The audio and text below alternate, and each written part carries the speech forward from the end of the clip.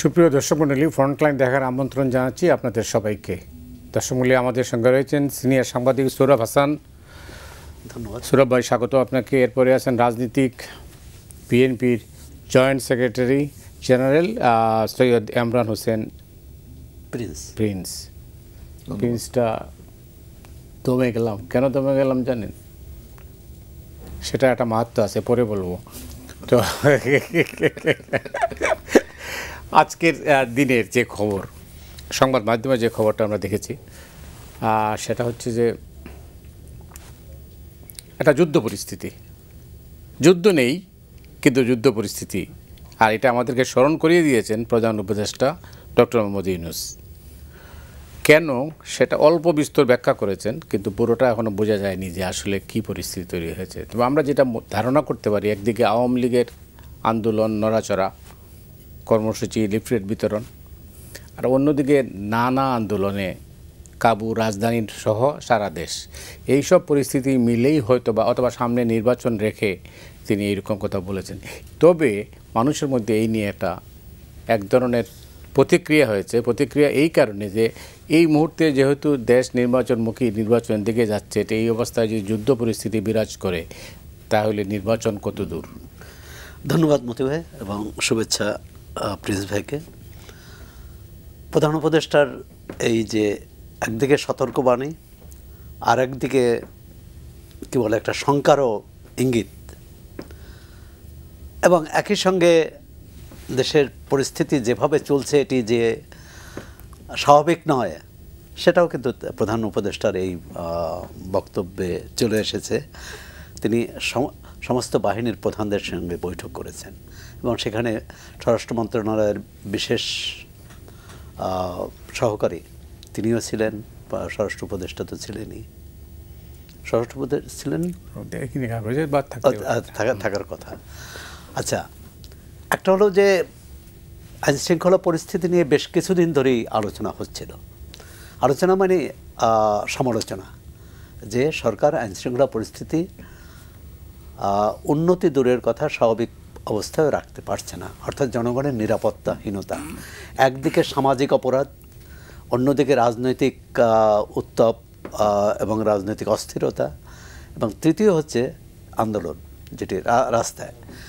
এখন এ ব্যাপারে আমরা দেখেছি যে আইনশৃঙ্খলা বাহিনীর মধ্যে এক ধরনের নিষ্ক্রিয়তা, আবার যৌথ বাহিনী কোথাও কোথাও অভিযান চালিয়ে বাড়াবাড়ি করেছে, সেটাও দেখেছি, বিশেষ করে কুমিল্লার ঘটনায়।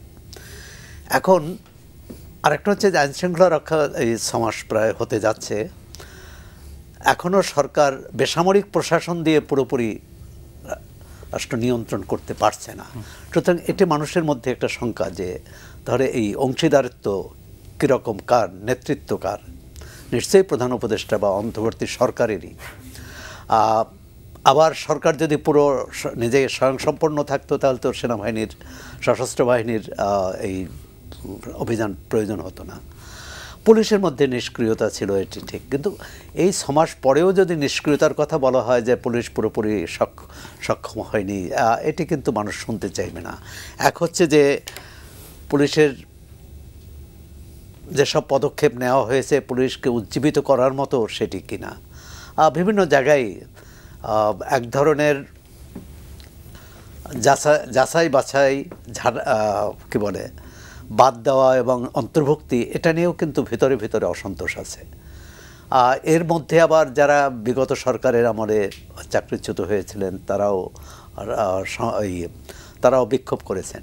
এখন এটি যেটা প্রয়োজন ছিল যে একটা উচ্চ পর্যায়ের কমিটি করে, যেটা দ্রুত যাচাই বাছাই করে কারা বিগত সরকারের সঙ্গে জড়িত ছিল বা এইসব অপরাধমূলক কর্মকাণ্ডের সাথে, অর্থাৎ আন্দোলনের সময়।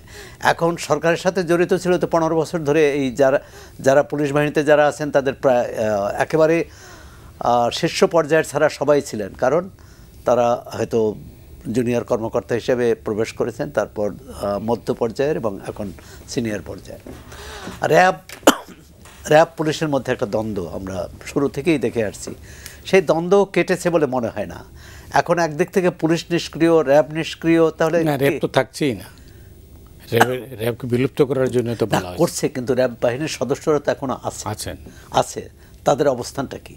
এবং এটা যে কোনো বাহিনীর মধ্যে, যেমন দেখেন 15ই আগস্টের পর রক্ষী বাহিনী নিষিদ্ধ করে দেওয়া হলো, নিষিদ্ধ করার সঙ্গে সঙ্গে কিন্তু এবং মানে ওই 7ই নভেম্বরের আগেই কিন্তু তাদেরকে একীভূত করার সিদ্ধান্ত হলো। সুতরাং আমার মনে হয় যে কোনো সিদ্ধান্ত দ্রুত নেওয়া, আর কি পরিস্থিতি হতে পারে সেটা 1 মাস পর, 2 মাস পর, 6 মাস পর, 1 বছর পর, সেটি সরকারের মানে দূরদৃষ্টিতে থাকা, তাহলেই কিন্তু পরিকল্পনা নেওয়া যায়। কিন্তু সরকার মনে হয়েছে যে গত 5 মাসে তাৎক্ষণিকতার উপর নির্ভর করছে। কোনো একটা সমস্যা রিঅ্যাক্টিভ কোনো একটা সমস্যা আসছে, সেই সমস্যাটা দ্রুত কীভাবে সমাধান করতে, এবং প্রথম দিকে সেই সমাধান ক্ষেত্রে অনেকগুলো ভুল সিদ্ধান্ত, যেমন ধরুন ছাত্রদের পরীক্ষা স্যার অটোপাসের দাবি, তারা 6টা না 5টা পরীক্ষা দিল, আর বাকিগুলো পরীক্ষা দিতে হলো না। আনসারদের সমস্যার এটা শক্তি প্রয়োগে সমাধান করেছে, কিন্তু আমি মনে করি এই যে ধরেন প্রায় 450 আনসারকে জেলে নেওয়া, এটাও এই পরিবার তাদের মধ্যে সবাইকে দোষী ছিল। এখন তারা বলতে পারে যে তারা সচিবালয়ে আক্রমণ করেছে বা সচিবালয়ে বিক্ষোভ করেছে, সচিবালয়ে ঘেরাও করেছে। তো এরকম ঘেরাও এই অস্বাভাবিক পরিস্থিতিতে কিন্তু অন্যরাও করেছে। আর সুতরাং আমি মনে করি যে এই সিদ্ধান্তটা কতটা সঠিক হয়েছে। পরবর্তীকালে হ্যাঁ সরকার চেষ্টা করেছে, এমনকি দেখুন এই যে 2 দিন আগে আহতরা জুলাই অভ্যুত্থানে আমরা এটা নিয়ে আমরা এত গৌরব করি, এত এর মহিমা প্রচার করি, কিন্তু এই যারা আহত হলো এবং যারা নিহত হলেন, মানে শহীদ যারা, তাদের স্বীকৃতি একটা বিষয় আছে, যেটি জুলাই আগস্ট অভ্যুত্থানের সম্ভবত ঘোষণাপত্রে থাকবে, কিন্তু সরকারি আনুষ্ঠানিকভাবে এটা বলেনি, যদিও বলছে তারা জাতীয় বীর। সুতরাং তাদের মধ্যে ক্ষোভটা আছে। আর তাদের যে ন্যূনতম কতজন শহীদ, যদি 800 বলা হয় যে 800, তাদের সহায়তা করা এই সরকারের জন্য খুব কঠিন বিষয় না। এত একটা বড় প্রকল্প কাটছাট করেও তো অনেক প্রকল্প তো কাটছাট করেছে। সুতরাং এটা আন্তরিকতা। আর মনে হচ্ছে যে এই বৈঠকটা একটা গুরুত্বপূর্ণ এই কারণে বলি যে সরকারের বিভিন্ন মন্ত্রণালয়ের মধ্যে, বিভিন্ন বাহিনীর মধ্যে এক ধরনের সমন্বয়হীনতা। তো এই বৈঠকটা যদি সেই সমন্বয় তৈরি করতে পারে, এবং প্রধান উপদেষ্টা যে ঘোষণা দিয়েছেন বা নির্দেশনা দিয়েছেন যে একটি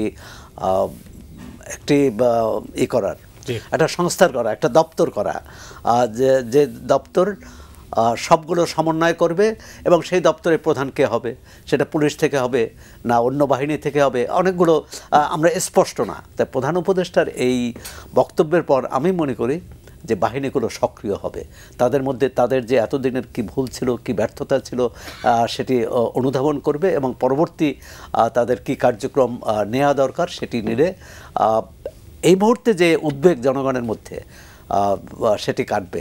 আর আপনি যেটা বলেছিলেন ওই বিষয়ে আমি পরবর্তীকালে বলছি, নির্বাচন ইত্যাদি বিষয়ে। অনেক ধন্যবাদ। ইমরান সালেহ প্রিন্স, তো ওই সময়টাতে আমি প্রিন্স কেন বলিনি, 30 বছরের বেশি সময় আরও আগে থেকে আপনাকে আমি চিনি, জানি। আপনার চাল চলন, কথা বলা, আপনার মধ্যে রাজনৈতিক চিন্তা চেতনা সবসময় আমি দেখেছি কাছের থেকে দূরের থেকে। সো আপনি চলেন প্রিন্সের মতোই, আর বাবার নামটা রেখেছিলেন প্রিন্স যথার্থই। আর সবচেয়ে আপনাকে ধন্যবাদ জানাবো, আমাদের সাথে এই প্রথম এলেন। এবার বলেন থেকে সুরাব ভাই, যে বিষয়টা আমি যেটা শুরু করেছিলাম সেটা কীভাবে বলতেন? ধন্যবাদ আজকের এই শোতে আমাকে আমন্ত্রণ জানানোর জন্য মতি ভাই। আমার অত্যন্ত শ্রদ্ধাভাজন একজন ব্যক্তি মতিউর রহমান চৌধুরী, এবং আরেকজন অত্যন্ত শ্রদ্ধাভাজন কবি সোহরাব হাসান, দুইজনকেই মানে আমি শুভেচ্ছা জানাচ্ছি। এবং একই সাথে আমি আমার দুই খুব শ্রদ্ধাভাজন ব্যক্তিকে আমার সামনে দেখতে পাচ্ছি, যেন আমি গর্বিত মনে করছি।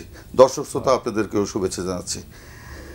যে আপনি প্রথমে যেটা শুরু করেছিলেন যে যুদ্ধ পরিস্থিতি নিয়ে আর কি, তো আমরা হঠাৎ করে গতকালকে রাতে আমরা শুনতে পেয়েছি যে প্রধান উপদেষ্টা মহোদয় তিনি বাংলাদেশের নিরাপত্তার সাথে জড়িত যেসব বাহিনী বা সংস্থা রয়েছেন সেই প্রধানদেরকে নিয়ে তিনি একটি বৈঠক করেছেন, এবং সেই বৈঠকে এই যে সারা দেশে যে একটা বিশৃঙ্খল পরিস্থিতি সৃষ্টির করা হচ্ছে বা করার পায়তারা চালানো হচ্ছে, সেটাকে নিয়ন্ত্রণ করার জন্য সকলকে কঠোর হাতে নিয়ন্ত্রণ করার জন্য তিনি নির্দেশনা প্রদান করেছেন এবং সকলকে যুদ্ধ পরিস্থিতি মোকাবেলার মতো করে পরিস্থিতি মানে নিয়ন্ত্রণ করার জন্য প্রস্তুতি নিতে বলেছেন। আমি যদি ভুল না করি এটুকু আমি শুনেছি আর কি। তো খুব বেশি ডিটেলস আমি আজকের পত্রপত্রিকাতে এটার মধ্যে পাইনি। যতটুকু গতকালকে ইলেকট্রনিক মিডিয়াতে শুনেছি বা আজকেও 2-4টা প্রিন্ট মিডিয়াতে যা এসছে এইটুকুই আমরা জানতে পেরেছি। তো মতি ভাই, আপনি এবং সৌরভ ভাই দুজনেই বিশ্লেষণ করে যে কথাগুলো বললেন যে কি কি কারণে এটা হতে পারে। তো আজকে তো আপনার ছাত্র গণ অভ্যুত্থান পরবর্তী যে পরিস্থিতি, সেই পরিস্থিতি আমরা ফ্যাসিবাদ মুক্ত একটা পরিবেশ পেয়েছি, কিন্তু চূড়ান্তভাবে আমরা কিন্তু একটা মানে পূর্ণ গণতান্ত্রিক পরিবেশে যে একটা সার্বিক শান্তিপূর্ণ অবস্থান সেটা কিন্তু আমরা পাইনি এখন পর্যন্ত। এটা একটাকে বলা যায় ট্রানজিশন পিরিয়ড। তো পৃথিবীর বিভিন্ন দেশে, যেসব দেশে বিপ্লব হয়েছে কিংবা এরকম অভ্যুত্থান হয়েছে, এসব বিপ্লব পরবর্তী বা অভ্যুত্থান পরবর্তী যে পরিবেশ বা পরিস্থিতি থাকে এর থেকেও আরও মানে খুব বিশৃঙ্খল পরিস্থিতি থাকে। যদিও আমাদের দেশে আমাদের জনগণ এবং সুশীল সমাজ, রাজনৈতিক দল, বিভিন্ন সরকারি বেসরকারি সংস্থা, আমরা সকলে মিলেই কিন্তু আমরা জনগণকে আহ্বান জানিয়েছিলাম যে এই পরিস্থিতিটা ধরে রাখার জন্য বা আমরা যেন ওরকম কোনো বিশৃঙ্খল পরিস্থিতির দিকে না যাই। আপনারা জানেন যে এর আগে 15 বছর যে আমরা আন্দোলন করেছি, সংগ্রাম করেছি, আওয়ামী লীগ, ফ্যাসিস্ট আওয়ামী লীগের পক্ষ থেকে বারবার একটি কথা বলা হতো যে আওয়ামী লীগ যদি ক্ষমতায় না থাকে, যদি তত্ত্বাবধায়ক সরকারের হাতে ক্ষমতা দেওয়া হয়, যদি এরকম পরিস্থিতি তৈরি হয়, বাংলাদেশে কেউ কখনো বলতো 5 লাখ লোক মারা যাবে, কখনো বলতো 10 লাখ লোক মারা যাবে, তো 10 জন লোকও তো মারা যায়নি আওয়ামী লীগ এই বিপ্লব পরবর্তী পরিস্থিতিতে।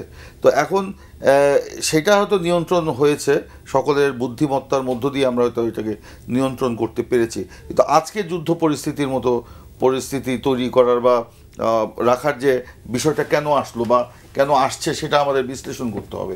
তো দুটি বিষয় আপনি উল্লেখ করেছেন, যে একটা হতে পারে এই যে বিভিন্ন দাবি দেওয়া নিয়ে বিভিন্ন পেশাভিত্তিক সংগঠন তারা যে রাজপথে নামছে, কথায় কথায় রাজপথ অবরোধ করে রাখছে, রেলপথ, যে তিতুমির কলেজের যে বিষয়টা, কি অবর্ণনীয় দুঃখ দুর্দশার মধ্যে নগরবাসীকে পড়তে হয়েছে, নট অনলি নগরবাসী, যে এই রেল লাইন বন্ধ ছিল, ঢাকার সাথে সমগ্র দেশের ট্রেন চলাচল বন্ধ ছিল। এবং আপনি দেখেছেন কমলাপুর স্টেশন কিংবা এই যে বিমানবন্দর স্টেশনে ঢাকাতেই, যে সেখানে যাত্রীরা সেই ভোর থেকে কিভাবে তাদের বাচ্চা কাচ্চা নিয়ে তারা অবর্ণনীয় একটা দুঃখ দুর্দশার মধ্যে দিয়ে সেখানে ছিল। তো এইটা তো কারোরই কাম্য নয়। তো আমার বক্তব্য হচ্ছে এই পরিস্থিতিগুলোকে, এই সমস্যাগুলোর সমাধানের জন্য সরকারকে আরও ক্রিয়াশীল হতে হবে, আরও উদ্যোগী হতে হবে, আরও অ্যাকশনের দিক থেকে আরও করতে হবে। একই সাথে জনগণকে বোঝাতে হবে, এবং এইটার জন্য আমরা তো জানি যে অন্তর্বর্তীকালীন সরকারের জনগণের সাথে সরাসরি সংস্পর্শে যাওয়ার কোনো সুযোগ নেই। এই জন্য যাদের সুযোগ রয়েছে, যে রাজনৈতিক দল, তাদের সাথে একটা নিবিড় সম্পর্ক সরকারের থাকা উচিত। এটা আমরা বারবার বলেছি।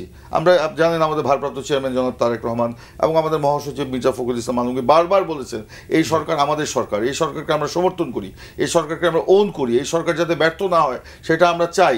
কিন্তু আমাদের যে সমর্থন, এটাকে প্রশ্নাতীত রাখার দায়িত্ব কিন্তু অন্তর্বর্তীকালীন সরকারের। সেই জন্য রাজনৈতিক দলগুলোর সাথে সরকারের একটা নিবিড় সম্পর্ক থাকতে হবে, যে নিবিড় সম্পর্কের মধ্য দিয়ে আমরা এই পরিস্থিতিগুলো আমরা সমাধান করতে পারি বা পরিস্থিতিগুলো যাতে এড়াতে পারি সেটা। তাহলে কেন এই সংকট? এই সংকট তো আছেই, সংকট তো নতুন না, এটা তো সে আওয়ামী লীগ আমলের যে সংকটগুলো ছিল সেই সংকট কি মানে কেটে উঠেছে, কাটায় উঠতে পেরেছি আমরা? পারি নেই। নতুন নতুন সংকট সৃষ্টি হচ্ছে, কিন্তু এই সংকটগুলো সৃষ্টি হওয়া উচিত হয়নি। এই জন্যই তো আমরা বলেছিলাম যে একটা অন্তর্বর্তীকালীন সরকার যাদের সাথে জনগণের সরাসরি সম্পর্ক থাকে না, এইরকম সরকারের ক্ষমতার মেয়াদ খুব কম সময় থাকতে পারে। আপনি মতি ভাই, আপনি তো অনেক বিজ্ঞ প্রাজ্ঞ লোক, সৌরভ ভাই, যে দেখেছেন যে তত্ত্বাবধায়ক সরকারের যে মেয়াদগুলো 3 মাস ছিল। কেন 3 মাস আপনারা করেছিলেন? কেন প্রস্তাব করেছিলেন? কেন সর্বজন এটা গ্রহণ করেছিলেন? কারণ 3 মাসের মধ্যে একটাই মাত্র কাজ ছিল, নির্বাচন করা। এবং 3 মাসের মধ্যে নির্বাচনের একটা মানে পটভূমি তৈরি করে নির্বাচনে যদি যাওয়া হয়, তখন এই জিনিসগুলো তখন আর সামনে আসে না। কিন্তু হ্যাঁ, অন্তর্বর্তীকালীন সরকারের সময় আমরা 3 মাসের মধ্যে নির্বাচন চাইনি কেন? কারণ আওয়ামী লীগ যে রাষ্ট্র কাঠামোকে ভেঙে তছনছ করে দিয়ে গিয়েছিল, সেই রাষ্ট্র কাঠামো সামান্য ন্যূনতম মেরামত না করে আমি যদি নির্বাচনে যাই, সেই নির্বাচনী কাঠামোই তো আমার ঠিক থাকবে না। সেই জন্য আমরা বলেছিলাম যে এই সময়ের মধ্যে, দ্রুত সময়ের মধ্যে বা ন্যূনতম সময়ের মধ্যে বা যৌক্তিক সময়ের মধ্যে, যে এই নির্বাচন কেন্দ্রিক যে মানে সংস্কার, সেগুলি করে দ্রুত একটা নির্বাচনের দিকে যাওয়া। নির্বাচিত সরকার যদি থাকে তাহলে এই সমস্যাগুলোর সমাধানে নির্বাচিত সরকার মনোযোগ দিতে পারবে। অনেক ধন্যবাদ আপনাকে। এই পর্যায়ে সৌরভ ভাই, আপনি নিশ্চয়ই লক্ষ্য করেছেন বা দেখেছেন, সাবেক সেনা প্রধান জেনারেল ইকবাল করিম ভুঁইয়া তিনি বলছেন আজকের যে সংকট, যে সমস্যা তৈরি হয়েছে, এটা হলো আর্লি সিজার হয়ে যাওয়ার কারণে। এটা আপনি নিশ্চয়ই দেখেছেন। জি, দেখেছি। আপনি কিভাবে বর্ণনা করবেন? আপনার পত্রিকায় এটা জি তার সমস্ত জি ফেসবুক স্ট্যাটাসগুলো নিয়ে একটা খবর করেছেন। এটা অবশ্য ঘটনাকে এক এক ব্যক্তি, মানে অংশীদারদের মধ্যে এক একজন এক একভাবে দেখবেন, এবং তিনি কিন্তু এই ঘটনার সাথে ওতপ্রোতভাবে জড়িত ছিলেন সেটা বলেছেন। সাবেক প্রধানমন্ত্রীর কিভাবে তাকে টেলিফোনে পাওয়ার চেষ্টা করেছেন, তিনি ধরেননি, এবং তিনি একটা বাজারে কিন্তু রাজনৈতিক মহলে এটাও চালু ছিল যে বিকল্প তিনি অন্তর্বর্তী সরকারের তিনিও প্রধান হওয়ার তার নামও এসেছিল, যদিও ধরেন ডক্টর মোহাম্মদ ইউনূস রাজি হতেন না, যে তিনি কোনোভাবেই রাজি না, তাহলে তো বিকল্প নাম আসতো। তাই এরকম সব তত্ত্বাবধায়ক সরকারের সময় এটা আসে। বিষয়টা হচ্ছে যে যেটি প্রিন্স ভাই বললেন, এই সরকার তো নির্বাচিত সরকার না, এই সরকার একটা সরকার গণ অভ্যুত্থানের মধ্যে দিয়ে চলে গেছে। পরবর্তী যে সরকারটি এসেছে জনগণের অভিপ্রায় অনুযায়ী, আন্দোলনের ফসল। তো সুতরাং জনগণের সাথে তার যে সম্পর্ক, যেটি আগস্ট সেপ্টেম্বরে বা আগস্টে এই অভ্যুত্থানের পরপরই যেটি দেখা গেছে, সেইখানে কোথায় কোথায় যেন ঘাটতি এবং কোথায় কোথায় যেন দূরত্ব তৈরি হয়েছে। আর সাবেক সেনাপ্রধান যে কথাটি বলেছেন যে আর্লি অস্ত্রোপচার, এখন উনি যেটা বলতে চেয়েছেন যেটা ধারণা করি, যে কাঠামোতে এখন অন্তর্বর্তী সরকার দায়িত্ব পালন করেছে, এই কাঠামোতে হয়তো তিনি মনে করেন যে এটি ঠিক হয়নি।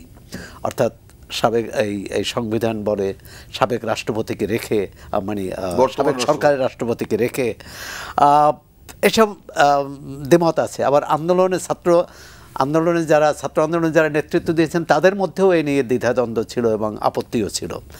এখন যেটি মানে অস্ত্রোপচার হওয়ার পর কিন্তু আবার এটি তো আর পূর্বাবস্থায় ফিরে যাওয়ার সুযোগ নেই। এটাকে কিভাবে স্বাভাবিক করা যায়? এখন অনেক অকাল প্রসব করা শিশু বেঁচে থাকে, সুস্থ হয়, আবার পূর্ণ বয়সে মানে পূর্ণ মেয়াদের পর শিশু ভূমিষ্ঠ হলো, সেই শিশু মারা যেতে পারে। এখন এটি দায়িত্বটা সবার। আমরা যদি এটি মনে করি যে 5 আগস্টের আগের কী ছিল, এক দফা যে স্বৈরাচারের পতন ঘটাতে হবে, স্বৈরাচারকে চলে যেতে হবে।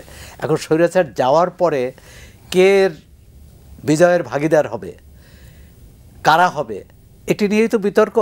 যেমন বিএনপি ছাত্র নেতাদের অভিযোগ যে বিএনপিকে বলা হয়েছিল রাজনৈতিক সব দল মিলে একটি সরকার করা, জাতীয় সরকার করা। এখন বিএনপি তার বিবেচনা যে তারা জাতীয় সরকারে কেন থাকবে, তারা তো নির্বাচন কিছুদিন পরে নির্বাচন হবে, সেই নির্বাচনে তারা আসবে, এটা একটা বিবেচনা। আবার এখন মনে হচ্ছে, কিন্তু অনেকেই এটা বলেন নির্দলীয় ব্যক্তিরাও, যে জাতীয় মানে সব দল মিলে সরকার হলে হয়তো এর চেয়ে ভালো পারফর্ম করতে পারত, এর চেয়ে তাদের কার্যকারিতা অনেক প্রমাণ করতে পারত। এখন যেটা হচ্ছে যে এই যুদ্ধ পরিস্থিতি, একটা হচ্ছে যে আওয়ামী লীগ একটা লিফলেট দিয়েছে, এটা অদৃশ্য কিন্তু, কারণ লিফলেটটা আমরা তো এটা কোত্থেকে দিয়েছে, এটা তো আর 23 বঙ্গবন্ধু এভিনিউ থেকে আসেনি, লিফলেটটা অজ্ঞাত স্থান থেকে এসেছে। অজ্ঞাত স্থান থেকে, হ্যাঁ, যারা প্রচার করেছে আওয়ামী লীগের নেতাকর্মী অনেক জায়গায় তারা গ্রেপ্তারও হয়েছে। এখন এটা কোন পর্যায়ে পর্যন্ত যাবে? আবার সরকারের কোনো মুখপাত্র বা কোনো ব্যক্তির কথাবার্তায় মনে হয় যে সরকার বোধহয় একটা মানে এটাকে এই যে যুদ্ধ পরিস্থিতির কথা বলে সরকার ভয় পেয়ে গেল কিনা। তো এটা হচ্ছে যে কোনোভাবেই সরকারের পক্ষ থেকে জনগণকে তার দুর্বল মানে সরকার যে দুর্বল এটা কোনোভাবেই প্রকাশ করতে দেওয়া হবে না, দেওয়া উচিত নয়। কারণ একটি দল, আওয়ামী লীগ একটি দল 5 আগস্ট পর্যন্ত ক্ষমতায় ছিল, এখন তাদের কেউ নাই, তো তারা মাঠেই নাই। আন্দোলন হবে কী বলে, আন্দোলন হয়তো মাঠে। আরেকটি যে কথাটা বললেন নানা রকম প্রচার সেনাবাহিনী, এটা স্বীকার করতে হবে যে সেনাবাহিনী 5 তারিখে যে ভূমিকা নিয়েছে সেটি না নিলে হয়তো আরও রক্তপাত হতো, আরও প্রাণহানি হতো। তো সুতরাং সেনাবাহিনীর যে ভূমিকা নিয়েছে এটা তো প্রশংসনীয়।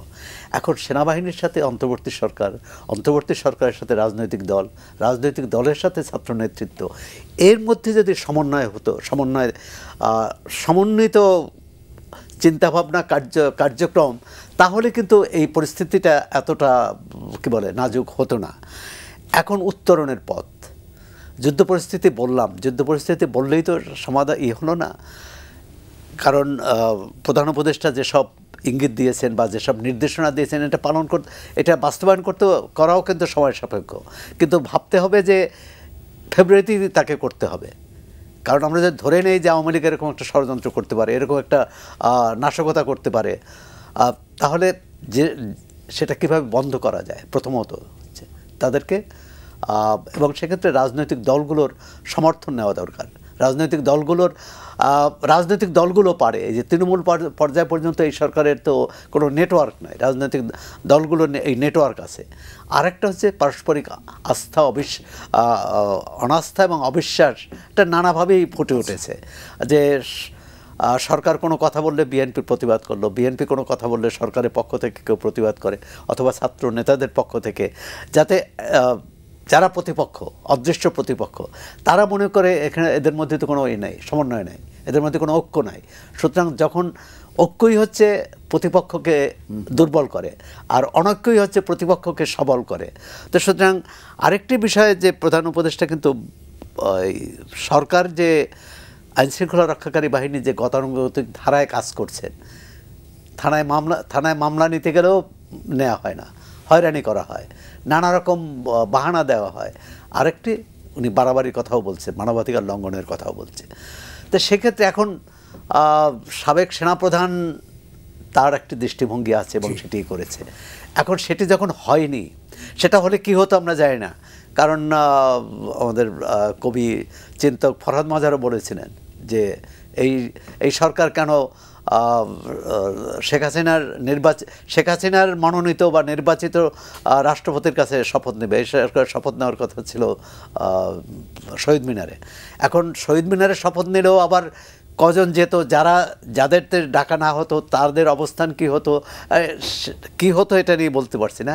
কিন্তু যেটা হয়েছে এটা টিকিয়ে রাখা। আরেকটি বিষয় যেটি ইঙ্গিত দিয়েছেন প্রিন্স ভাই, আমি মনে করি অধ্যাপক মোহাম্মদ ইউনূসও বলেছেন, এই বছরটি সবচেয়ে গুরুত্বপূর্ণ বছর, অত্যন্ত গুরুত্বপূর্ণ বছর।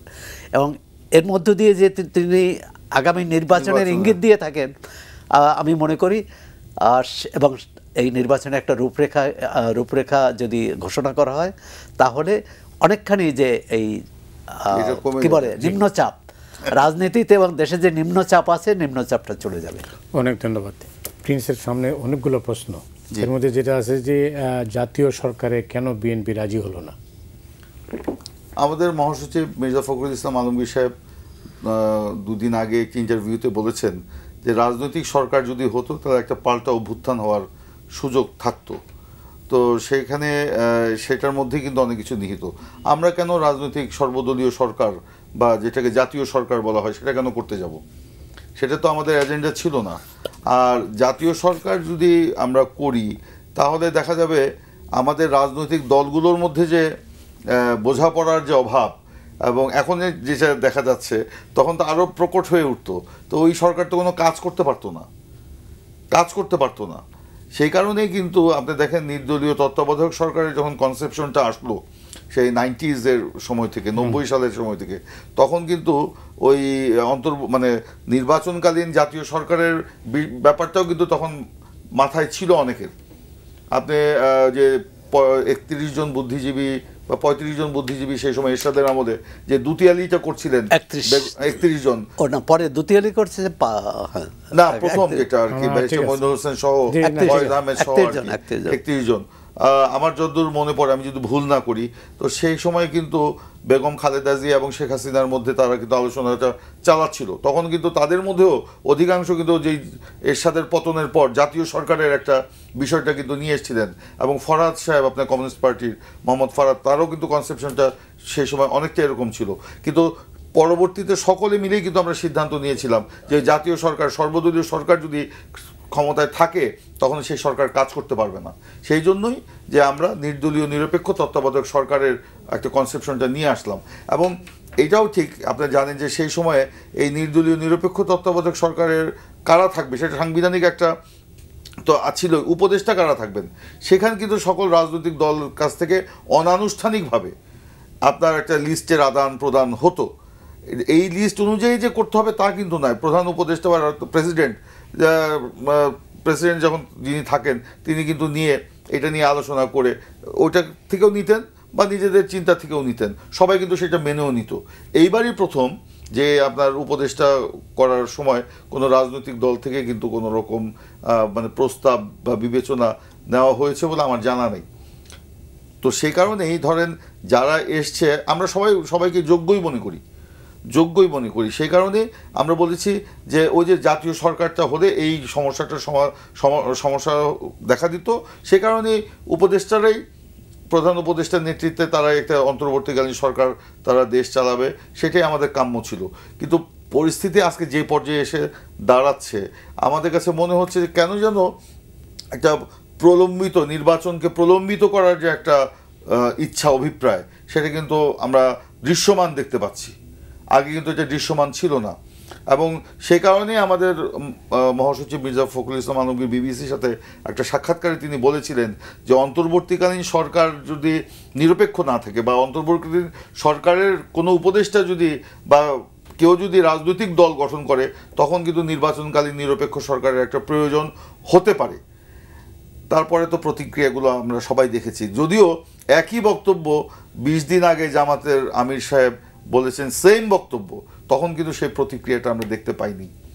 যেটা মির্জা ফখরুল সাহেবের বক্তব্যের ব্যাপারে যে প্রতিক্রিয়াটা আসলো, যাক আমি এটাকে কোনো অন্য কিছু মনে করছি না, কিন্তু তারপরেও বলছি যে অন্তর্বর্তীকালীন সরকারকে অবশ্যই নিরপেক্ষ থাকতে হবে। যদি নিরপেক্ষ না থাকে তখন একটা সমস্যা। যে প্রধান উপদেষ্টা 2 দিন আগে ব্রিটেনের একটি কি টেলিগ্রাফ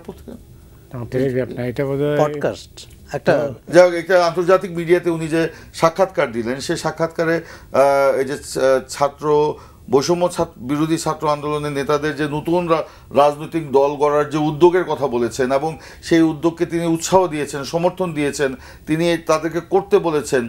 এই বলার মধ্য দিয়ে আরেকটি বিষয় কিন্তু সামনে এসছে। ওনার প্রতি সম্মান রেখেই বলছি যে এই বক্তব্যে কিন্তু সরকারের নিরপেক্ষতা ক্ষুণ্ণ হলেও হতে পারে। কেউ যদি প্রশ্ন উত্থাপন করে সেখান থেকে আমরা আশা করেছিলাম সরকারের পক্ষ থেকে একটা ইতিমধ্যে ব্যাখ্যা দেওয়া হবে, সে ব্যাখ্যাটা কিন্তু আমরা মানে পাইনি। তারপরেও আমরা মনে করি ডক্টর মোহাম্মদ ইউনূসের নেতৃত্বে এই যে অন্তর্বর্তীকালীন সরকার, তারা নিরপেক্ষ ভাবমূর্তি মানে অটুট রেখে তারা একটি নিরপেক্ষ নির্বাচন অতি দ্রুত করতে পারবেন এবং একটি নির্বাচিত সরকারের হাতে ক্ষমতা হস্তান্তর করবেন। হ্যাঁ, এখন এটা আমার এই বক্তব্য শোনার পর অনেকে হয়তো প্রশ্ন করেছেন বা করতে পারেন যে আপনারা তাহলে কি সংস্কার চান না? আমরা সংস্কার চাই।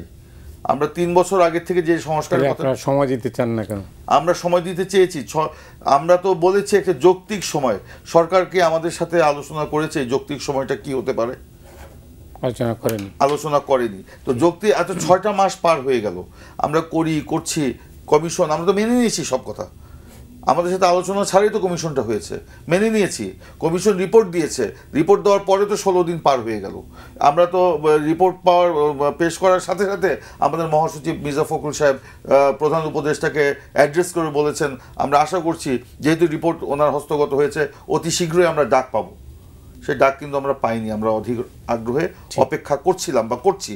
তো এইটা মানে যদি ডাকটা আসে আমরা বসে এই রিপোর্টের আলোকে আমরা তো সংস্কারের অনেক কাজ করতে পারি, এবং আমাদের দৃষ্টিতে আমাদের চিন্তা ভাবনা মনে হয় একটা নির্বাচন মানে করতে 3 থেকে 4 মাসের বেশি সময় লাগার কথা না।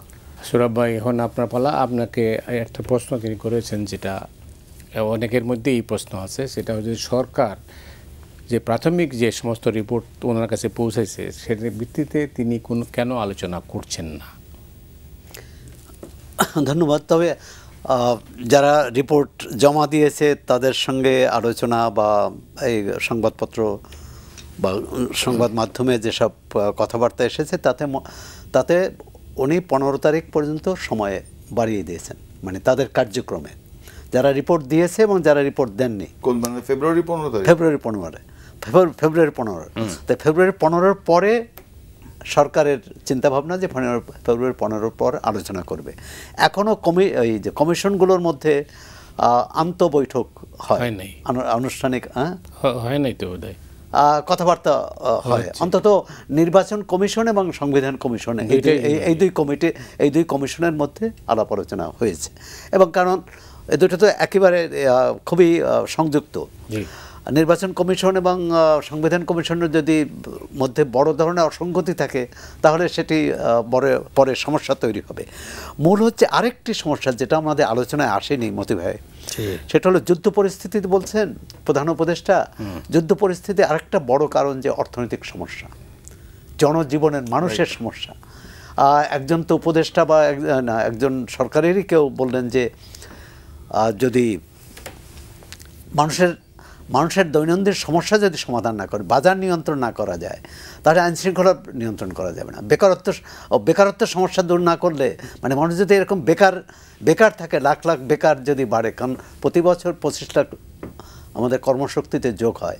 কারণ আমরা দেখলাম যে এই 2 দিন আগে লিবিয়ার উপসাগরে ডুবে মারা গেছে তার একটা বড় অংশ বাংলাদেশের।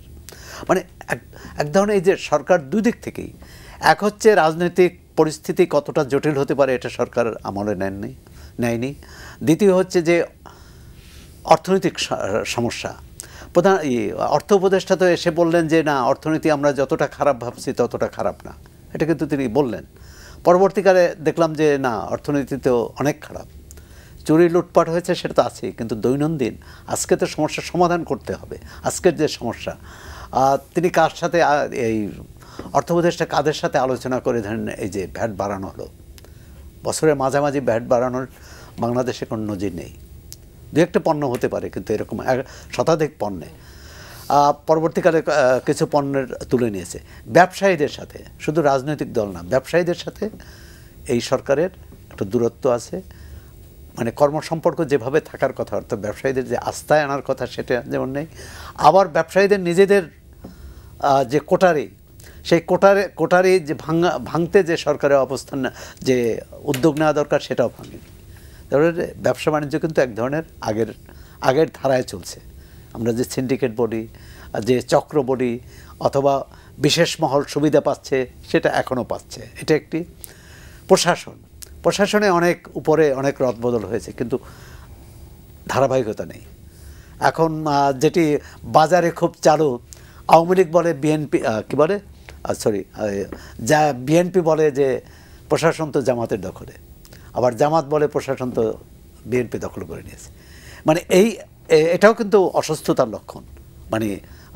মানে এবং রাজনীতিতে একটা যে সুস্থ ধারা যদি তৈরি করতে চাই, বা ধরনের সাবেক স্বৈরাচারের বিরুদ্ধে আপনারা যদি কী বলে লড়াইয়ে সফল হতে চান, তাহলে একটু ঐক্য থাকা প্রয়োজন। কিন্তু এখন জামাতের নেতারা বলেছেন, সরকারেরও কেউ বলছেন যে বিএনপি তো এখন আওয়ামী লীগের বি টিম হিসেবে কাজ করছে। তো এটা তো খুবই গুরুতর অভিযোগ। আবার সরকারের কেউ যেটি বলা হলো যে ইউনূস সাহেবকে চান যে এবছরের মধ্যে নির্বাচন হবে। নির্বাচন কমিশনারদের বক্তব্য বিবৃতিতে কিন্তু মোটামুটি আসছে যে বছরের মধ্যেই নির্বাচন জন্য তারা প্রস্তুত। আরেকটি যেটা রাজনৈতিক সমস্যার সামনে, ব্রিটিশ ডেপুটি হাই কমিশনার নাকি পররাষ্ট্র উপদেষ্টার সাথে ব্রিটিশ দূত পররাষ্ট্র উপদেষ্টার সাথে বৈঠক করেছেন, এবং বৈঠকে দ্রুত নির্বাচনের কথা বলছেন, গণতান্ত্রিক প্রক্রিয়া ত্বরান্বিত করার কথা বলেছেন, এবং সেখানে কিন্তু তিনি সুনির্দিষ্টভাবে বলেছেন আওয়ামী লীগ সহই সব রাজনৈতিক দলের, তাকে জিজ্ঞেস করা হয়েছিল আওয়ামী লীগ সহ বলছেন, বলছে ইয়েস। হ্যাঁ, তো সুতরাং সেটাও কিন্তু বিষয়। এখন এই যে আওয়ামী লীগকে মোকাবেলা, আমি তো মনে করি রাজনৈতিকভাবে মোকাবেলা করতে হবে। অবশ্যই। যেটা বিএনপি থেকে যে কথাটা বলা হয় এখন, অনেক উপদেষ্টার বক্তব্য বিবৃতিতে মনে হয় যে না, প্রশাসনিকভাবে এবং শক্তি বলেই মোকাবেলা, শক্তি বলে মোকাবেলা 5 আগস্টে চলে গেছে, আওয়ামী লীগ তো মাঠে নাই। সুতরাং রাজনৈতিকভাবে তাকে কীভাবেই করা যায়, যেটি সম্প্রতি একটি সাবেক মন্ত্রীর ফেসবুক স্ট্যাটাস নিয়ে বেশ বিতর্ক, বেশ আলোচনা হচ্ছে। পরবর্তীকালে কারা কর্তৃপক্ষের পক্ষ থেকে দেওয়া হয়েছে এটা তার না, কিন্তু এরকম বক্তৃতা বিবৃতি কিন্তু আসছে। এর আগে আরও 2-1 এরকম সামাজিক যোগাযোগ মাধ্যমে যে আমরা মানে আওয়ামী লীগের তৎকালীন মানে বর্তমান নেতৃত্বের প্রতি কিন্তু অনাস্থা প্রকাশ করেছে। তো সুতরাং এটাকেও এই সরকার কীভাবে কৌশলে বোধহয় এটি কৌশল হিসেবে নেওয়া উচিত। আরেকটি হচ্ছে যে মানে সরকার নির্বাচনের ব্যাপারে একটা স্পষ্ট অবস্থান নেওয়া, রোড ম্যাপ, একটা স্পষ্ট রোড ম্যাপ, একটা স্পষ্ট তারিখ দেয়া সোজা। মানে এই সরকারের সঙ্গে যদি আরেকটি তুলনা করি সেটি ঠিক হবে না, যদিও আইয়ুব খানের পতনের পর ইয়াহিয়া খান ক্ষমতায় আসছিলেন, তিনি সামরিক বাহিনীর লোক, কিন্তু ইয়াহিয়া খান কিন্তু 25 আগস্টের আগ পর্যন্ত এই 25 আগস্ট বা নির্বাচন এই পূর্ববঙ্গের তৎকালীন পূর্ববঙ্গের মানুষের ব্যাপক সমর্থন পেয়েছিলেন, কারণ তিনি একটি সুনির্দিষ্ট রোডম্যাপ করেছিলেন যে নির্বাচন কবে হবে, কিভাবে হবে, এবং তিনি একজন বাঙালিকেই কিন্তু প্রধান নির্বাচন কমিশনার করেছিলেন। বিচারপতি আব্দুল সত্তার পরবর্তীকালে আমাদের রাষ্ট্রপতি এবং উপরাষ্ট্রপতি ছিলেন। সুতরাং সরকারের স্পষ্ট হওয়া উচিত, আলোচনা করা উচিত। এক ধরনের কোথায় জানি সরকারের মধ্যে একটা আড়ষ্টতা আছে, এই আড়ষ্টতা থেকে বেরিয়ে আসা উচিত। প্রধান উপদেষ্টা যে সতর্কবাণী দিয়েছে এটা জনগণকে আশ্বস্ত করবে তখনই যখন এই বাহিনীগুলো সক্রিয় ভূমিকা নেবে, সক্রিয় হবে। স্যার ভাই অনেক ধন্যবাদ। প্রিন্স, আমরা সবাই জানি যে জামাতের সঙ্গে বিএনপির একটা সম্পর্ক ছিল, তো হঠাৎ করে কেন এই দূরত্ব হয়ে গেল? না, জামাতের সাথে বিএনপির সম্পর্ক বা বিএনপির সাথে জামাতের যে সম্পর্ক, এটা একটা রাজনৈতিক সম্পর্ক, এইটার কোনো আদর্শিক সম্পর্ক নয়। আমাদের আদর্শ, বিএনপির আদর্শ এবং জামাতের আদর্শ সম্পূর্ণ ভিন্ন। বিএনপির নীতি এবং জামাতের নীতি সম্পূর্ণ ভিন্ন। জামাতের অনেক বিষয় আমাদের প্রশ্ন আছে, কিন্তু আমরা এক হয়ে কাজ করেছিলাম জাতির বৃহত্তর স্বার্থে, এই স্বৈরাচারের অবসানের জন্য, গণতন্ত্র পুনঃপ্রতিষ্ঠার জন্য। কোনো সময় একত্রে কাজ করেছি, কোনো সময় ভিন্ন ভিন্ন প্রেক্ষাপটে কাজ করেছি, কোনো সময় আবার যোগাযোগই ছিল না। তো সেটা তো বাস্তব। এখন ধরেন আমরা আন্দোলন করেছি, ফ্যাসিবাদের অবসান ঘটিয়েছি, 2018 সালের পরে কি জামাতের সাথে আমাদের সেই ধরনের সম্পর্ক ছিল না। 20 দলীয় জোট ছিল না, তখন অকার্যকর ছিল। তারপরে 20 দলীয় জোট আমরা সকল দলের সাথে আলোচনা করেই কিন্তু আমরা ভেঙে দিয়েছি, সরে এসেছি, এবং যার যার প্ল্যাটফর্ম থেকে আমরা কিন্তু যুগপৎ আন্দোলন ছিলাম। কিন্তু সেই যুগপৎ আন্দোলনেও জামাত একবার 1 পা বাড়িয়েছে, আরেকবার 2 পা পিছিয়েছে। এবং জামাতের অনেক কর্মকাণ্ডে কিন্তু আমাদের কাছে প্রশ্নবিদ্ধ ছিল, আমাদের অনেক কর্মকাণ্ড তাদের কাছে প্রশ্নবিদ্ধ ছিল, থাকতেই পারে সেটা। তো জামাতের সাথে সম্পর্ক আমাদের, আমি যেটা বলছিলাম, রাজনৈতিক। তো এখন ফ্যাসিবাদের অবসান হয়েছে, হ্যাঁ, ফ্যাসিবাদ বিরোধী যে আন্দোলন, বিশেষ করে জুলাই আগস্টের যে আন্দোলন, আমরা সকল রাজনৈতিক দল আমাদের সমর্থন দিয়েছি, এবং নিজেরা আমরা মাঠে নেমে আমরা এই আন্দোলনকে সফল করেছি। আমাদের আত্মাহুতি গেছে, আমাদের রক্ত গেছে, আমাদের ছেলেরা লাশ হয়েছে, আমাদের দলেরই প্রায় 450-র উপরে নেতাকর্মী জীবন দিয়েছে। তো এটা তো অস্বীকার করার উপায় নেই, তাদেরও দিয়েছে, জামাতেরও দিয়েছে। তো এখন ফ্যাসিবাদের অবসানের পর হ্যাঁ, সব রাজনৈতিক দলগুলো মূল্যায়ন করেছে, যার যার মূল্যায়নের দিক থেকে দিচ্ছে। আমাদের কাছে মনে হয়েছে যে কেন জানি আমাদের কাছে মনে হয়েছে জামাত বিভিন্ন কারণেই বিএনপির বিরুদ্ধে অবস্থান নিচ্ছে। এটা কারণ আমরা এখনো জানি না, তবে হ্যাঁ, ইট পারলে তো পাটকেল খেতেই হবে। তো এখন আমাদেরকে উদ্দেশ্য করে যদি কোনো বক্তব্য আসে, এই যে একটু আগে আপনি বললেন যে জামাত বলে যে প্রশাসন বিএনপির দখলে, সৌরভ ভাই বলেছেন, সরি সৌরভ ভাই বলেছেন, আপনি বলেননি, সৌরভ ভাই বলেছেন। তো আসলে কি বিএনপির দখলে? এখন মনে করেন আওয়ামী লীগ যে গত 15 বছর এই দেশে কর্তৃত্ববাদী শাসন চালাতে গিয়ে তারা যে প্রশাসনে ব্যাপক দলীয়করণ করেছে, অনেক যোগ্য লোককে তারা ওএসডি করে রেখেছিল। এই আওয়ামী লীগ আমলের মধ্যে এত বেশি ওএসডি আর কোনো আমলে হয়নি। এবং তারা কি সবাই বিএনপি করে যাদের ওএসডি করা হয়েছিল? তারা সবাই বিএনপি করে না, তারা সবাই জামাত করে না। অনেক যোগ্য নিরপেক্ষ ব্যক্তি এবং দক্ষ ব্যক্তি শুধুমাত্র আওয়ামী লীগের তোষণ করবে না বলে তাদেরকে কিন্তু সরিয়ে রাখা হয়েছিল। এখন তাদেরকে যদি আপনি এই ফ্যাসিবাদ মুক্ত প্রশাসনে যদি আপনি পদায়ন করেন, তাহলে সেটা কি বিএনপির হয়ে যাবে? কখনোই না, কখনোই না। আজকে এই যে আপনার ভাই বললেন, সোহরাব ভাই বলেছেন যে ধরেন সচিবালয়ে পরিবর্তন হয়েছে, সচিব পর্যায়ে কি পরিবর্তনটা এসছে? এক জায়গার সচিবকে আরেক জায়গায় আপনি সচিব হিসেবে পরিবর্তন করেছেন। নতুন কাউকে পদোন্নতি দিয়ে তো করেন নাই, যিনি অল্প কিছু লোককে আপনি দিয়েছেন। আপনার একটা সচিব থেকে ইউনো পর্যন্ত আওয়ামী লীগ আমলে যে তালিকা ছিল সেই তালিকা অনুযায়ী হচ্ছে, নতুন তালিকা তো এখানে করা হয় নাই। তো সেখানে ফ্যাসিবাদ তো প্রশাসনের মধ্যে রয়েছে। তো এই ফ্যাসিবাদ প্রশাসনের মধ্যে রেখে আপনি গণতন্ত্রের রূপান্তর ঘটাবেন, কিংবা আপনার ফ্যাসিবাদ মুক্ত একটা নতুন ব্যবস্থা বা বন্দোবস্ত আপনি তৈরি করবেন, সেটা হতে পারে না। যখনই আমরা বলি যে এদেরকে সরাতে হবে, এই করতে হবে, এখন সরকারের মধ্যে থেকে আমরা শুনছি, যেমন ধরেন শিক্ষা মন্ত্রণালয় কী পরিস্থিতি, আপনার স্বাস্থ্য মন্ত্রণালয় কী পরিস্থিতি, সেখান থেকে কি আমরা ভূত তাড়াতে পেরেছি? পারি নাই। প্রশাসনের সমস্ত জায়গায় কিন্তু এই ভূতগুলো আছে। আপনার পররাষ্ট্র মন্ত্রণালয়, আপনি বিভিন্ন জায়গায় আওয়ামী লীগের ঝান্ডাধারী লোক আপনার অ্যাম্বাসেডার মানে কী বলা হয়েছে রাষ্ট্রদূত করা হয়েছিল, বা বিভিন্ন রাজনৈতিক পোস্টিং দেওয়া হয়েছিল, তাদেরকে সবাইকে কি ব্যাক করানো গেছে? করিয়েছে? করায়নি। তো সেই কারণে তো আপনার এই বিষয়গুলো আসছে। জামাতের সাথে আমাদের, আমি মনে করি যে একটা রাজনৈতিক, হ্যাঁ আমরাও রাজনীতি করি, আমাদের নির্দিষ্ট কোনো কিছু কর্মসূচি রয়েছে, নির্দিষ্ট চিন্তাভাবনা রয়েছে, নির্দিষ্ট কিছু পৃথক কিছু আমার বিশ্লেষণ রয়েছে। সেই বিশ্লেষণের আলোকেই আমরা কথা বলছি। আগামী দিনে কি হবে সেটা বলে দিবে। আমরা দেখছি জামাত নিজেরাই 300 আসনের প্রার্থী ডিক্লেয়ার করা শুরু করেছে।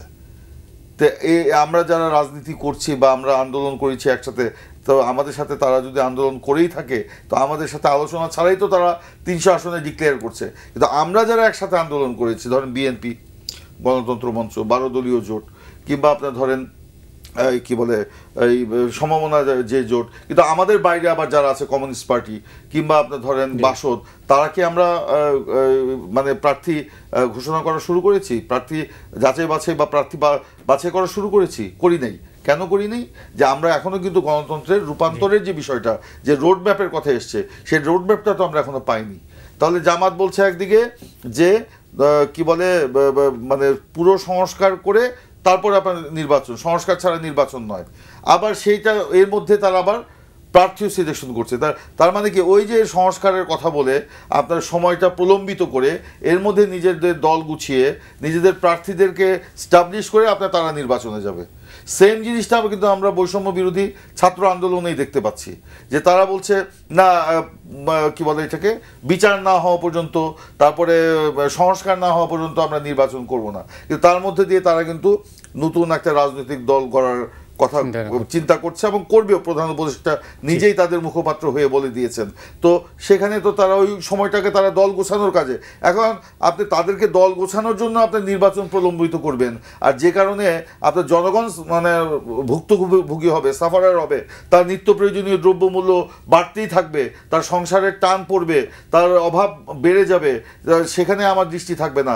শুধু আমি সংস্কারের কথা বলবো আর অন্য কাউকে রাজনৈতিক সুবিধা দেওয়ার জন্য আমি সময় দিব, সেটা তো হতে পারে না। প্রিন্স, আপনাকে অনেক ধন্যবাদ। যেটা সৌরভ ভাই, সেটা হচ্ছে যে এই মুহূর্তে কিন্তু মানুষের মধ্যে যেটা একটা আছে, যে একটা অস্বস্তি আছে, যেটা আপনি আপনার কথাবার্তা বলেছেন, অস্বস্তি লাঘব বা দূর করার জন্য অথবা এই সংকট থেকে বের হতে হলে কি কি জরুরি এই মুহূর্তে? ধন্যবাদ। একটা তো হচ্ছে, আমি প্রিন্স ভাইয়ের কথা থেকে শুরু করি। আসলে আওয়ামী লীগ তো মাঠ ছাড়া, সুতরাং রাজনীতি তো করে ক্ষমতায় যাওয়ার জন্যে। আওয়ামী লীগ যখন মাঠে ছিল বা ক্ষমতায় ছিল, তখন বিএনপি জামাত উভয় মনে করেছে এই শক্তির বিরুদ্ধে লড়াই করতে হলে আমাদের একসঙ্গে থাকতে হবে। এবং এখন যেহেতু আওয়ামী লীগ নাই, সুতরাং তারা পরস্পরের প্রতিদ্বন্দ্বী। জামাত মনে করে সে এককভাবেই নির্বাচন করবে এবং নির্বাচন করে জয়ী হবে, এটা তার হিসাব। পারবে কি পারবে না সেটা পরে।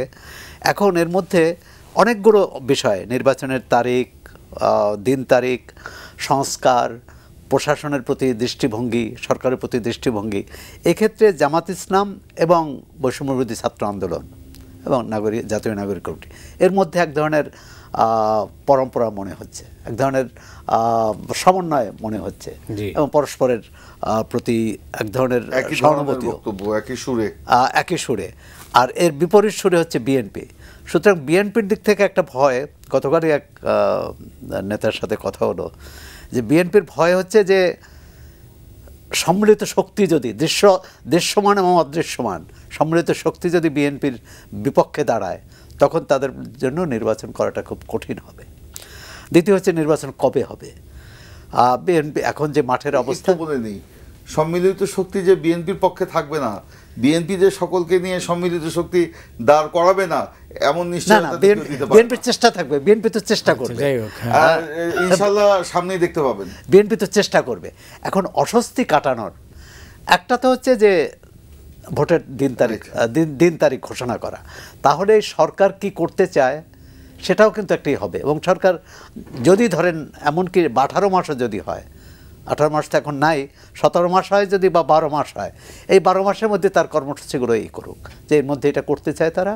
আর রাজনৈতিক কিন্তু সব জায়গায় কিন্তু রাজনৈতিক ঐকমত্য প্রয়োজন হবে অবশ্যই। সেই সংস্কার স্বল্প সংস্করণ হোক আর ব্যাপক ভিত্তিক সংস্কার হোক, দুই ক্ষেত্রেই। এখন সেক্ষেত্রেই মানে এখন সরকার এটা কাটাবে কি করে? আমি মনে করি সরকারের উদ্যোগী ভূমিকা নেওয়া উচিত। প্রয়োজনে সরকারের নিজের যে তারা সরকারের কাঠামোয় যারা আছে এর বাইরেও প্রয়োজন হলে নাগরিক সমাজের সহায়তা নিতে পারে, সংবাদ মাধ্যমের সহায়তা নিতে পারে, যে আমরা এই কাজটি করতে চাই, এই ব্যাপারে সহায়তা চাই। প্রধান উপদেষ্টা বলবো যে এই যে তিনি এই বছরটি গুরুত্বপূর্ণ কথাটি বলেছেন, আমি মনে করি ফেব্রুয়ারি মাসটি অত্যন্ত গুরুত্বপূর্ণ। কারণ নির্বাচনের দিন তারিখে যদি ডিসেম্বরের মধ্যে নির্বাচন হয়, ফেব্রুয়ারিতেই ঘোষণা করতে হবে যে আমরা কবে মানে এই নির্বাচন তারিখ। তাহলে এই যে পাল্টাপাল্টি এটাও কিন্তু হবে না, যে যার মতে তার জনগণের কাছে যাবে। শুনছি আবার নতুন দলও ফেব্রুয়ারিতেই আসছে বলে। হ্যাঁ, ফেব্রুয়ারিতেই আসছে, খুব ভালো কথা। তবে ওই ব্যাপারটা আমি খুব প্রধান উপদেষ্টা যে ছাত্রদের উৎসাহিত করেছে এবং বলেছে, সেটা ঠিক তিনি তাদেরকে প্রশ্রয় দেওয়ার জন্য বা ওইভাবে বলেছেন বলে মনে হয় না। এক ধরনের কি বলে অভিভাবক সরলতা থেকেও। হ্যাঁ, সুতরাং ওইটাকে খুব বিএনপি যদি এটাকে তাদের পাল্টা বক্তব্য পাল্টা অবস্থান মনে করে, আমরা মনে করি প্রধান উপদেষ্টার নেতৃত্বে অন্তর্বর্তীকালীন সরকারের নেতৃত্বে আমরা একটা নিরপেক্ষ নির্বাচন করতে পারবো। কারণ এই ধরনের যদিও এটা আসে যে এই সরকার নিরপেক্ষ না, তাহলে আমরা একটা নতুন সরকার চাই, সেটা কিন্তু খুবই জটিলতা তৈরি করবে এবং নির্বাচনটা প্রায় অনিশ্চিত হয়ে যাবে। সৌরভ ভাই, আমরা কি ডিমান্ড করেছি? না, আমি বলছি যে প্রয়োজন হতে পারে, তাহলে এই জন্য সতর্ক করেছি যাতে প্রয়োজনটা না হয়, প্রয়োজন নিরপেক্ষতা না হারায়। জি, রাইট। তারপরে প্রয়োজন না হয় সেটাই। আবার এই প্রয়োজন হলে নানা শক্তি কিন্তু দাঁড়িয়ে যাবে, হ্যাঁ, যার আলামত আমরা এখনই দেখতে পাচ্ছি। সেম ভয়েস তো আপনাদেরও রেজ করতে হবে। হ্যাঁ, সেটা অবশ্যই। জি, শেষ করব। আপনার কিছু বলার আছে? না, আমার কিছু বলার বলতে এইটুকুই বলছি, আমরা এখনও মনে করি যে আমাদের মধ্যে ঐক্যটা সবচেয়ে বেশি জরুরি। যে ঐক্য রক্ত স্নাত ঐক্য, রক্তের উপর ভিত্তি করে হাজার হাজার ছাত্র, তরুণ, শ্রমিক জনতার রক্তের উপর যে ঐক্যটা প্রতিষ্ঠিত হয়েছে, এই ঐক্যটা ধরে রাখা আমাদের সবচেয়ে বেশি প্রয়োজন। এবং সেই ঐক্যটা যদি টিকে রাখতে পারি, তাহলে ফ্যাসিবাদের আর পুনরুত্থানও ঘটবে না, কোনো ষড়যন্ত্র টিকবে না।